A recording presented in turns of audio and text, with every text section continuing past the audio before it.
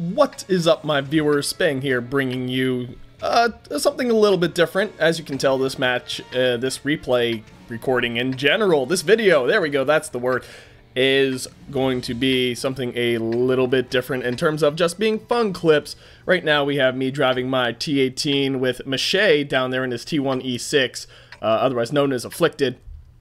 And it's going to be a standard battle on Prokhorovka, Tier 2. Now, this is still 9.4. The T18 had been nerfed at this point, but as you will see, the T18 probably not nerfed enough. It is still very deadly, very dangerous, and nothing to be taken lightly. But as you guys can probably tell, I've been uploading a few of my replays as of late. I'm trying to get through all my old 9.4 replays, through all your old 9.4 replays that you submitted to me, and then I'm going to move on to 9.5, 9.6. I've been trying to use this time off while I am doing my transition into my new house, as while waiting to move into my new house as time to catch up. I don't really have good internet right now, but that's why you're going to probably see these uploaded about a month after they're recorded. But enough about real life stupid stuff. Here I go over to the 1-2 line, the western front of this map, where TDs typically like to go. There's a lot of bush cover, good long range straight shots, as long as they have something up front spotting for them. Typically a light tank. Now I'm talking higher tier meta right now, of course. And this sort of game, the meta doesn't really apply, mostly because a lot of players don't understand or know the meta yet. And besides, lower tier vehicles do not perform like higher tier vehicles. Right now I'm going to try and get a nice good shot off on this guy who is clueless as to my existence, and that will cost him his life. There we go, kill number 1. And the enemy team matching us kill for kill right now. I mean, lower tier games can always go anyway, no matter at what point, because you never know how people are going to perform. But as you can tell, I'm hitting pretty solid for damage right now, and when I get my good shots off, like on that previous vehicle, I can hit for a good chunk of health, pretty much almost all their health. And that is the glorious thing about the T18. It's basically the 183 of its tier. Has very good potential to kill tanks in one shot if you penetrate, or at least nearly kill them in one shot. So it is kind of like the Tier 10 British tank destroyer in a sense, again, but matched up against its own tier. Having a little bit of fun, that's pretty much what I've determined my replays are going to be, is me just having fun, maybe pointing out a few things here or there, but it's certainly not going to be casting in the typical way I would cast a viewer-submitted replay where I don't know what's going on. Again, viewer-submitted replays are kind of like fun for me because, oh, 160 damage, suck on that, and that is exactly what I am talking about right there. But as I was explaining, viewer-submitted replays is a bit like live casting for me, and I would like to develop that skill to where I can talk and think and commentate on the fly, kind of in a sportscaster sort of way, or an esports caster sort of way. Let's not, just to the point where I am able to commentate on the action as it happens. My replays have a better idea, ooh, 156 damage of what's gonna actually happen, and so it's going to be me more relaxed and more just kind of talking with you guys about, you know, my feelings, my opinions about this tank or that tank, and kind of just commentating on the action as it happens. Now, artillery right here, completely oblivious to my existence. I have auto aim turned on and then off and on again, just trying to figure out the best way to do this. But I closed the gap to where I cannot miss. And as you can tell, RNG has been giving me some good rolls this match. The nemesis of my existence, my fellow T18, dying right there. The enemy team getting absolutely steamrolled. Right now, I have 11, I mean, our team has 11 kills. I have 4. About as much as the enemy team has, which is kind of funny. And right here, an FTAC definitely gonna get wrecked by me. Yeah, I rhyme sometimes. It happens. And there we go. See, I was wrong. It's actually been a while since I played this game. Again, like, what is it? I shouldn't probably date my videos, but being as I'm so professional, I really, yeah, no. Anyway, inside joke again. But if you watch me and Mache's videos, you'll start to pick up on that little inside joke. But seeing as 9.9 is about to come out, it's 9.8 right now. These replays are definitely old. One thing I heard about 9.9, they're actually looking to improve performance, so I might be able to more reliably record in higher frames per second and upload 60 frames or at least 45 frames per second videos to YouTube, which should help with the smoothness of how everything moves. I can currently play at that, but I cannot record at that. So we'll see how things happen.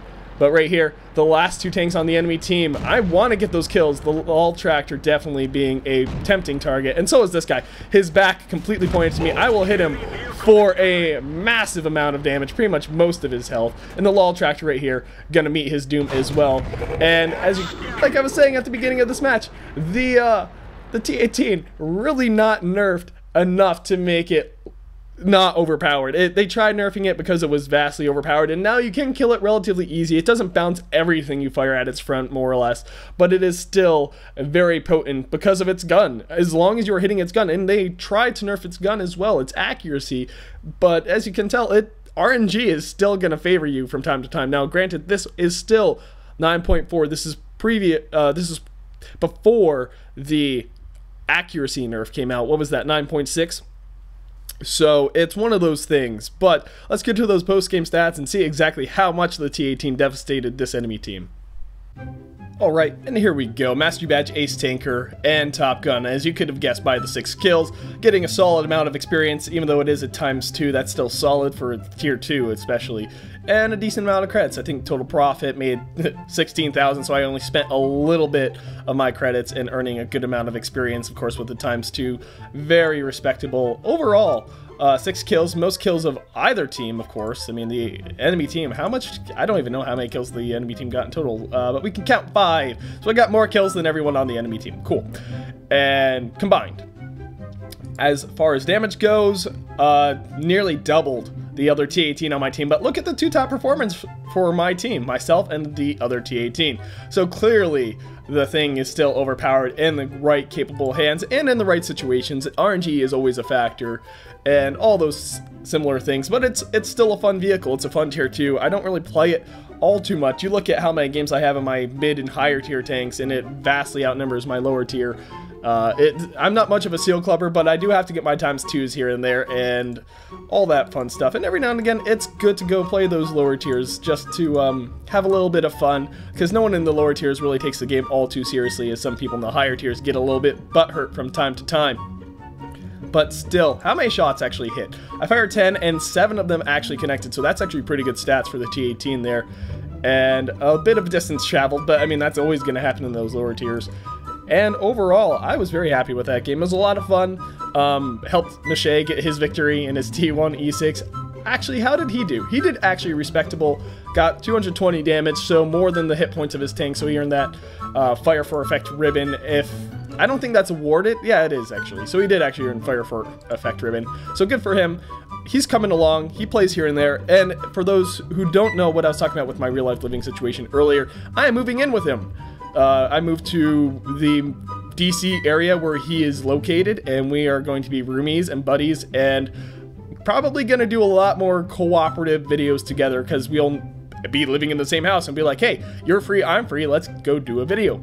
And speaking of videos, let's continue this one, go on to that next game. If you could not tell by the title of this video, it is going to be an arty match. Alright, and here we go. This is exactly what I was talking about. My Lorraine 40-ton, I mean, not the right Lorraine, not the right, okay, let's try that again. The Lorraine 155-51, the tier 8 artillery for the French artillery line. As if it wasn't that obvious. I am platooned up with another Frenchie, my Nixelden buddy and Jimbo, and the Metal Storm, not just mutual friend, I guess. I don't know him personally, but I am good friends with Nix there. Nick's driving his 5100, and me driving this, and him driving the Roomba, as I like to call it, the Borsig, the RHM, whatever you want to call it. I call it the Roomba. And it is a tier 10 match, so a bit outclassed. As an arty, it doesn't bother me. As, well, a TD, it shouldn't really bother Metal Storm there. And as the 5100, he should be fine. He should be fine. There's not that many tier 10s. And right here, Metal Storm going to a typical TD spot. Nick's taking his time, maybe going a little bit close to that water. Okay, now you see him going back down towards that K line, trying to hug that red line, so he does not get spotted and wrecked. And I'm sure there's going to be some haters. As you can see, the battle assistant, it helps when you're trying to fire around mountains and such. things that tend to get in your way just gives you a better idea of exactly where you're shooting, where your shot's gonna go, and right there, it actually did not help me. But if the one trend, and you might have noticed this from the title, depending on what I decide to call this video, this compilation, this double commentary, is going to probably have something to do with the effectiveness of high explosive, kind of like its benefit. And right there, M41 Bulldog getting destroyed completely. I forgot 100% that the replays actually do not do well with artillery view for some reason, at least in 9.4. I haven't really checked it out in any of the more recent ones, but I forgot. And then the leopard one saying, bye-bye doggy, the bulldog saying, nice shot, bitch, lol. Yeah, he's a little bit upset, but that was a good shot for me. Very happy with that one. And right now, repositioning, trying to see what I can shoot, see what I can see, and get on with my life. Now, you're going to see some interesting shots come up as this match progresses. And as you can also probably tell, I am loading the premium high explosive because, well, artillery, ever since its accuracy nerf, has become even more unreliable. And people hate on RD all the time, but until you actually play RD and discover how much RNG dependent it is and how inconsistent your performance is in matches. You can have matches where you're completely ineffective, where 100% of your shots miss, or matches where for some reason every single one of your shots finds its mark and does massive amounts of damage, and you are basically God deciding who lives and dies. And right here, I don't recall if I take this blind shot. Looks like I will not. Nope, wait, someone just fired, but it wasn't me. Trying to decide if I want to actually hit that bat chat or what I should shoot at here. The 268 hugging him, and again, I have that high explosive shell loaded. It looks like I'm going to aim a bit far back, try to lead the shot, and unfortunately, my round did not connect. Well, unfortunate for me, not so much for him. E100 out in the open, trying to reload here, and just waiting for my shot. Now, one thing you probably also noticed about these videos is I've taken out my intro. Just because I felt it was unnecessary. It's 5 seconds of wasted time. Didn't really add anything to my video. It's better off for me to just go straight into the action. And I guess taking a bit of a page out of Markiplier's book right here, trying to aim at him, the 215, and looks like someone tracked him for me. Do I have a shot? Looks like I might. I do.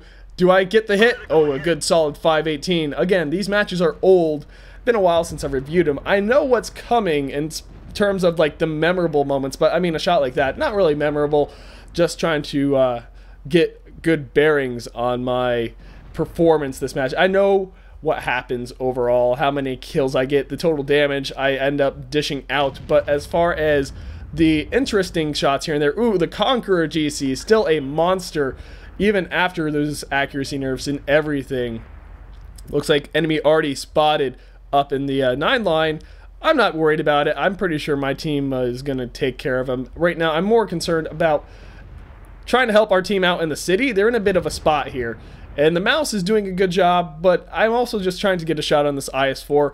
And watch right here. I'm going to shoot this house in an attempt to try and get some damage on him, and just waiting for the perfect moment when he backs up and gets his tank right up against it so I can get that splash damage. And I can't recall how much I actually damage him for, but right now I determine it's close enough. Again, the artillery view is skewed in these replays. It's not exactly accurate, but right there, actually splash him for 258 by hitting the house behind him instead of actually trying to target him. And the round actually did fly true and allow me to get that damage. So, good total damage here overall. The IS-4 barely hanging on for his life at the moment, and it looks like our team will manage to kill him pretty effectively. Now, there's a couple more good shots here left in this match. The first one obviously was that Bulldog. That was just a great opportunity shot, and he poked up, and I said, you know what, we lost spot on him for a second, but I took the shot and got the kill. It was glorious, and that just, I mean, that's how you have to play RD a lot of the times, is just take those shots, because you will miss 100% of the shots you don't take, that old expression. So, and with artillery as inconsistent and as inaccurate as it has become, you need to just get as many rounds downrange as possible as quickly as you can. Sometimes that means taking those snapshots. And Metal Storm right there getting taken out by this Lorraine. And again, you can see how skewed this artillery view is. That aiming reticle, that target marker is not even accurate. And right here, the Lorraine trying to hide behind this building here. And, I mean, not building, this mountain, because mountains are buildings. This boulder giving him some cover, but it will be the death of him. I actually hit the boulder, the splash damage off of it knocks off enough of his health to kill him, and that is amazing shot number 3. So that's exactly what I'm talking about. You have to utilize the strengths of your vehicles. That enemy bat chat already getting a good flank on our TD there, getting a good kill, but unfortunately, you know, exposing himself far too much, the mouse just there waiting, and RNG did favor the mouse in that. I don't know if that was a snapshot or an aim shot. There was, without a doubt, a potential to miss, but that did not happen, so unfortunate for him. But our team, okay, and the bat chat is saying it's gonna be, he's calling it luck, and I mean, how much World of Tanks really is luck? You have 25% plus and minus on accuracy, 25% plus and minus on penetration, and there we go, kill number 3 for me on that artillery. And then you have plus or minus 25% on your damage. Let's face it, World of Tanks is a lot of RNG. It's a lot, especially more so when you have things like artillery with large aim circles where it can fly pretty much anywhere it wants to. In fact, I've seen it hit outside of the aim circle, and it's not lag, it's not packet loss, it's like my aim circle will be fully aimed for a solid like 5 seconds with good ping, you know, 40 millisecond or less, and it's a fire and it hits outside the circle. I'm like, okay, you do your thing, Artie. You, whatever. That's World of Tanks for you. And you just have to not take this game too seriously, and you gotta love it. I always play to win. At the same time, I try not to let this game get to me. If it does, and I'm not having a good time, I stop playing. But some very interesting shots that match. High explosive, definitely having its perks, as you can tell with the T18. High damage, especially having its perks when you can penetrate your targets with it.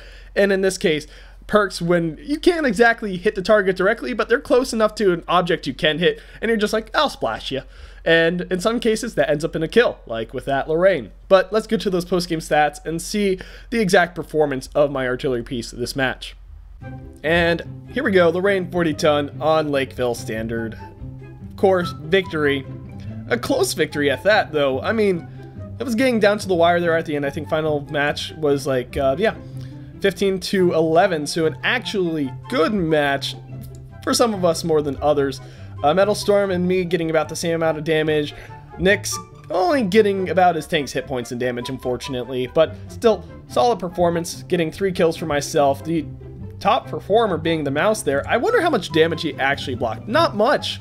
That's kind of surprising. That's really different stats than what I'm used to seeing on a mouse. Usually on a mouse you see a lot of this and not so much of this.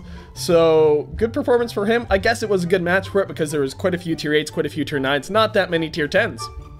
So that would make some sense. Overall though, doing very well for himself. The Object 268 also doing well.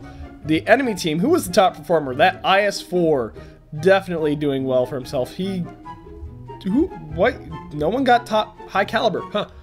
Well, I guess they just didn't do enough damage, but that's a bit surprising. Still, good job for him, who I killed. Then it starts going downhill up until the Walker Bulldog, which you can't blame him because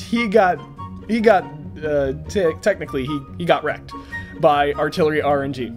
And that's, honestly, I think that's what frustrates people most of all, is the fact that they know artillery is mostly RNG, and that it really is, at best, like 50% skill, at best. Like, you can lead your targets, you can aim around things, and you can know how your shots are gonna fly, but at the end of the day, whether or not that shot connects is heavily dependent on RNG, no matter how well you aim.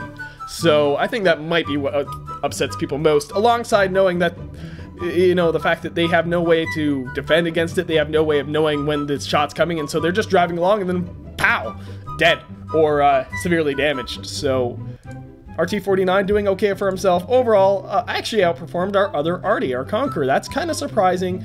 RNG kind of favorable for him. No direct hits, so I guess not so much, but fired 6 shots, 4 hit, whereas I was 6 shots, 2 direct hits, 4 splash. So I did have a better hit ratio than he did.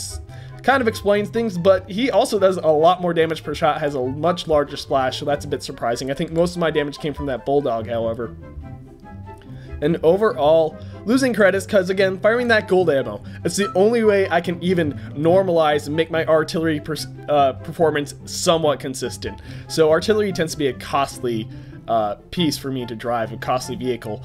And honestly, again, I don't have that much fun with it anymore, mostly because it's so inconsistent. It's like, I don't have fun with inconsistency in games. I really do not. So you really don't see that many artillery matches come out of me anymore. And they're talking this, that, and the other about how they're going to adjust artillery and fix the problem, if it can even be fixed. But, sorry about that little shift there. Supposedly Armored Warfare has an answer, and hopefully I'll be able to get some early access footage of Armored Warfare for you guys here in the near future. But we'll see how life allows for that. But anyway, with these games, as you can tell, my matches are going to be a bit more relaxed for me, which is good. I think I was starting to take things a little too seriously, a little too much like work. And your matches, don't get me wrong, will still be done in much the same style. It's just I need to get back into practice if these past matches have not been an indication. This video and the previous video with my Carnarvon definitely exemplify my need to really get back into the swing of things. So I appreciate your patience, guys, and that's mostly why I'm using my replays to do it, because I want to do your replays right. So look forward to more of this, I guess, more of my games, more of your games, and definitely a lot more of yours once I start getting back into the swing of things. As I've said in previous videos, not probably going to be doing too many of my own, but we'll see what the future holds. And until next time, wait. Remember, if you like this video, click that like button. If you want to see more, subscribe. And if you got a replay, be sure to check the description below for instructions on how to submit. And also, if you have videos, suggestions on how I can make my videos better or my channel better, please put that in the comment section below as well. Or just say random things. That is also what the comment section is for.